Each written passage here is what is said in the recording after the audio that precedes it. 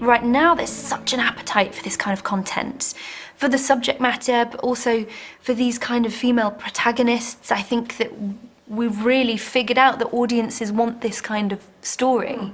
So I think that that's incredibly important and relevant now. And also, what these women did was remarkably progressive. I mean, it sort of is unbelievable that this takes place in the 1830s, you know, and their struggles are struggles that so many women are still having now. And I think that this idea of gay marriage, which is such a modern issue, being allowed to be married, you know, despite what your sexual bias is incredibly modern and new, and it's surprising to see it in a period drama setting. Yes. But the themes are just human, and so I think that's what makes it timeless.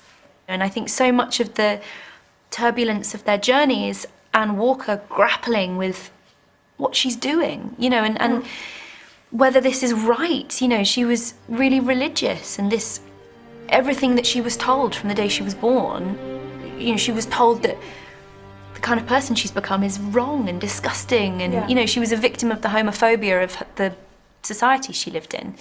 And it's so heartbreaking to see a woman go through that. How did you build your relationship with Suran? How did you work together to make us believe what we see and see two people fall in love? I mean, it's something difficult to play. Yeah, I think it's time, and I was lucky when I had a chemistry read with Suran, which was really important to make sure that we worked together, because it's not always a given that you have that with someone. And I think the spark was right. And then we had a lot of time to rehearse and to kind of just get our heads around who these people were and what the story is and what the world is. And it also gave us the time, not necessarily to literally rehearse, but to just talk. And you don't have that luxury on set because you're moving so quickly. So to really sort of bed in and discuss things and bring up ideas or questions or make sure that we're all on the same page, we had the time to do that. And then I think a working chemistry is a result of that sort of familiarity. Yeah, and it's directed by women, the show. Does it change anything for you as an actress?